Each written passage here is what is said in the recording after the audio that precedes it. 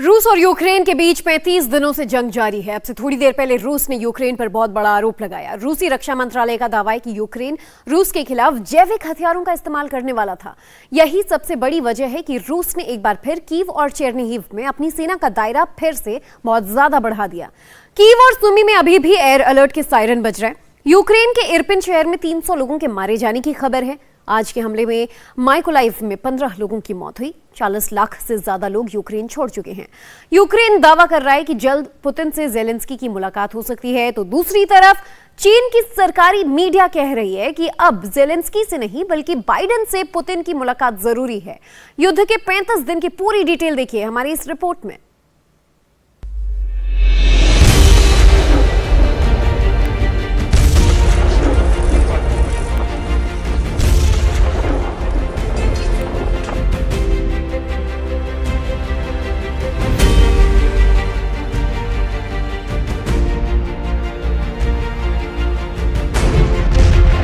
रूस और यूक्रेन की जंग का आज 35वां दिन है।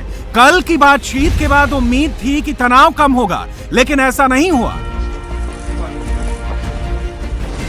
रूस ने आज यूक्रेन के कीव, चेरनीहिव, जाइटोमीर, खार्किव, डेनेप्रो और पोल्टावा में बमबारी की। चौथे चरण की बातचीत के बाद खबर आई थी कि कीव के बॉर्डर से रूसी सेना पीछे हटने लगी है, लेकिन ऐसा भी नहीं हुआ। यूक्रेन के साथ अमेरिकी अधिकारियों ने दावा किया कि रूसी सेना की मूवमेंट उसकी वापसी का नहीं बल्कि रीडिप्लॉयमेंट था। मतलब साफ है, रूस जहां था वहीं खड़ा है। डेलीगेशन टॉक्स चल रहा है और दावा यह किया जा रहा है कि जल्द रूस के राष्ट्रपति व्लादिमीर पुतिन और यूक्रेन के राष्ट्रपति ज़ेलेंस्की की तुर्की में मुलाकात हो सकती है। लेकिन इसके पहले चीन की सरकारी मीडिया ग्लोबल टाइम्स के संपादक हू शिजिन ने बड़ी बात की है। शिजिन ने ट्वीट कर लिखा है कि बाइडेन और पुतिन को मिलना चाहिए या कम से कम फोन पर बातचीत करनी चाहिए, क्योंकि पुतिन के लिए केवल ज़ेलेंस्की से मिलना बेकार है, जो स्पष्ट रूप से वाशिंगटन की बात सुनते हैं। बाइडेन और पुतिन तुर्की या भारत में मिल सकते हैं और मुझे विश्वास है कि चीन भी उनका स्वागत करेगा। शिजिन के ट्वीट का मतलब साफ है, ज़ेलेंस्की और पुतिन की मुलाकात से ज्यादा पुतिन और बाइडेन की मुलाकात जरूरी हो गई है। लेकिन शिजिन ने अपने ट्वीट में इंडिया में मुलाकात का जिक्र क्यों किया, इसे भी समझिए। दुनिया भारत और रूस की दोस्ती को जानती है। अमेरिका रूस को अलग थलग करने में जुटा है। अमेरिका के उप राष्ट्रीय सुरक्षा सलाहकार दलीप सिंह भारत दौरे पर आ रहे हैं। खबर है कि रूस पर अमेरिका ने जो आर्थिक प्रतिबंध लगाए हैं उसकी ड्राफ्टिंग दलीप सिंह ने ही की थी।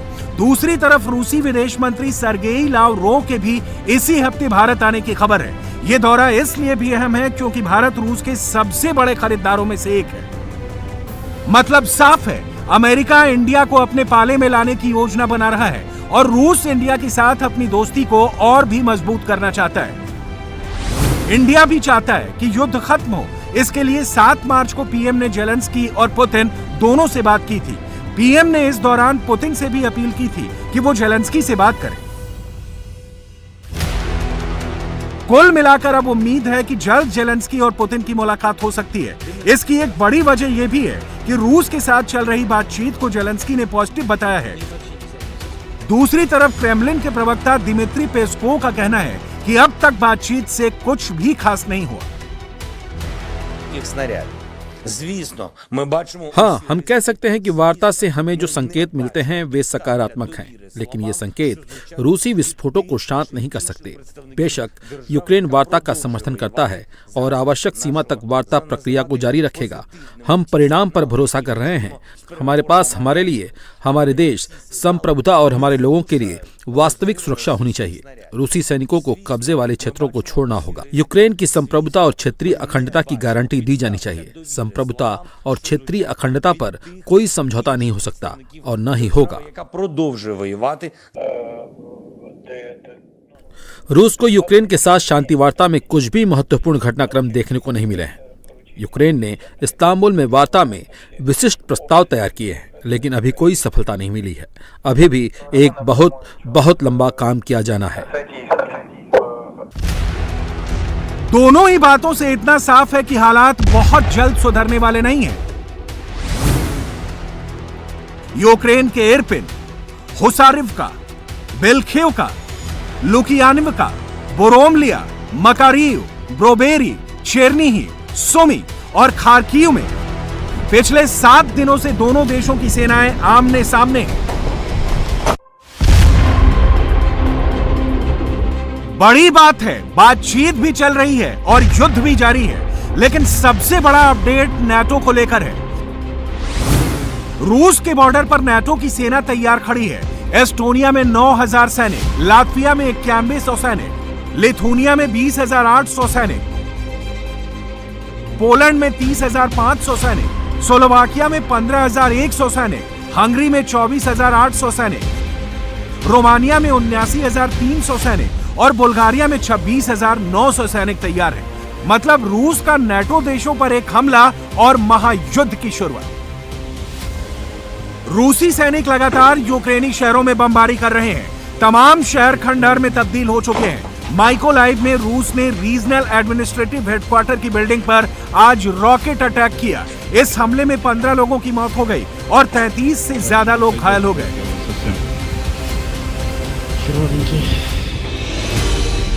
चेरनीहिव में रूस ने हमले कम करने का वादा किया था, लेकिन कल रात चेरनीहिव में फिर धमाका हुआ। चारों तरफ केवल और केवल बर्बादी के निशान नजर आए।